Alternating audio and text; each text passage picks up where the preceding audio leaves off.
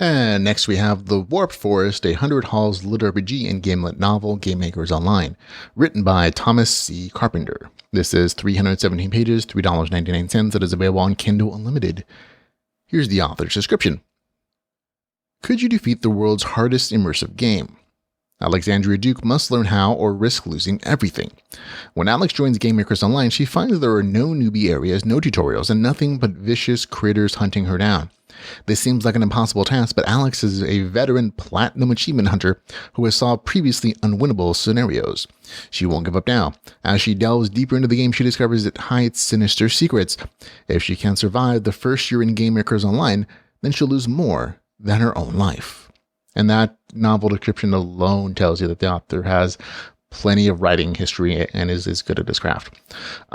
This story was written by Thomas K. Carpenter, and it took me a little while to figure this out. The author has a whole nother series called the 100 Hall series, and it's a magical fantasy world and magical academy. It's like a modern magical society. So modern magical stuff, a modern world, just like magic there too. And that threw me for a second because it's not really mentioned that there's an existing series in the beginning of the story. It's something I figured out by the end of the novel.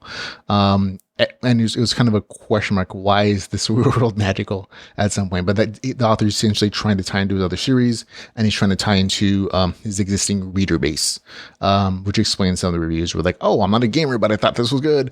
I'm like, okay, so that's why that makes sense.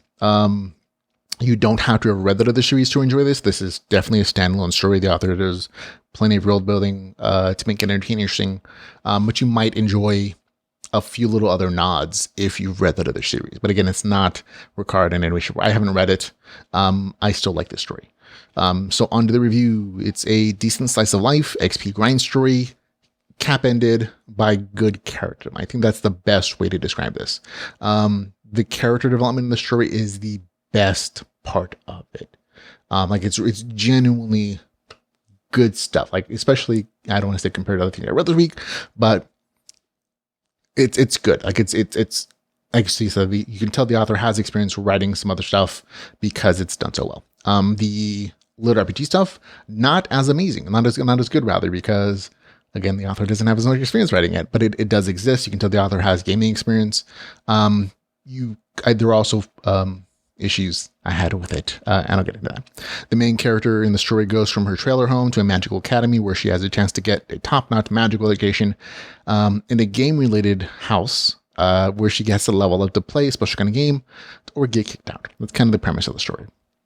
And I'll be honest, like the magical academy, so I'm like, why does the real world have a magical academy story, but the game stuff doesn't? And it like I said, that the thing tying into other series is why that's the case, if it ever confuses you, like it did me. The main character is developed really well in the first 10% and the last 15% of the novel. Like I said, I was instantly rooting for the main character as soon as I learned about her and her situation and the things she does. The author does a really good job establishing her game cred from the beginning. And even though I kind of foresaw how the real world storyline would turn out, it didn't make it any less enjoyable because it was well written. Like I said, you can tell if the author has good writing chops in that respect, just from those first and last portions of the story. Again, I'll mention this again, like the real world story part. I'm like, why is this a magical modern world? Like that doesn't make sense. Like I actually think that there's a slight dissonance between there being a magical modern world and there still being a virtual reality where people play virtual reality games to have magical powers. But again, that's literally there because the author's tying this into his regular story worlds, his regular popular, magical academy series, and that's perfectly fine. But again, that's why it exists. So there we go.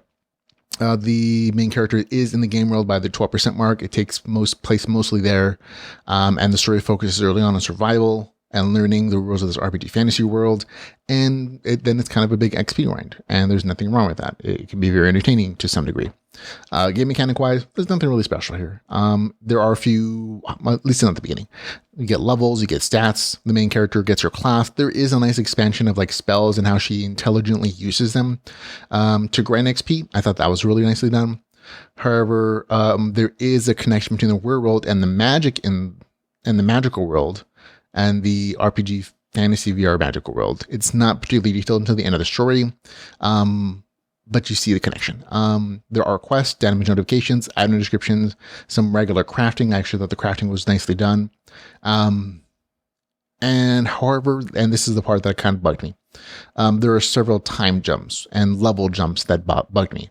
The main character will suddenly it'll be like, and then 5 weeks later, or like, and then 6 weeks later. And it's not like it's a one-time thing. It's because the story is supposed to be taken over the course of like apparently a year, or like whatever semester it is. There are these big time jumps where the author skips the grind essentially, even though, so he'll essentially, and this isn't like badly done. It's just the thing that bugged me is that the author will set up the fights like, oh, these are the monsters that I'm going to fight, or the main characters to fight. And then 5 weeks later, now I'm level 2, because I fought those monsters I set up. And that, why I don't have a huge issue with that. It did make some of that power progression feel a little less useful, because that's a lot of times I have developed powers and strategies and structures that as a reader would have enjoyed probably reading. In addition to that, there are level jumps where the main character is literally going from level 5 to level 11 in the space of a sentence. And that I kind of have a bigger problem, because there's a lot of levels there where she gained powers or strategies where it's like, oh, suddenly she's just more powerful, and there's not really a huge justification. There's an explanation for it, there is, but there's no, I don't feel like the power is earned. And it happens multiple times in the story where she goes from 5 to 11 or from 0 to 16 in a paragraph. And I'm like, oh, I wish those have been expanded, or I wish I felt like those powers had been earned a little bit more. It doesn't ruin the story or anything, but it did lessen it a little bit. So the story is still enjoyable. I'm not saying that this ruins any shape or form, but again, it just made it slightly less enjoyable on the RPG side, which is why I say the middle RPG XP grind is like, it's okay. It's fine.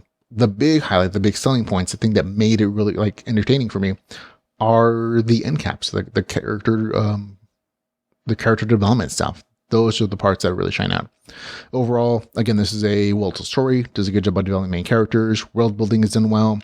There are enough like Ready Player One type pop culture references that it was funny, with even if it does feel a little forced. And while the XP grind is a bit wand-wavy at times, the good character development really does make up for it. So for me, this gets a score of 7.1 out of 10. Again, it's on the lower end of the good scale. But it's a good, entertaining story. That's The Warp Forest, a 100 Halls LitRPG and GameLit novel, Gamemakers Online book number 1, with the score 7.1 out of 10.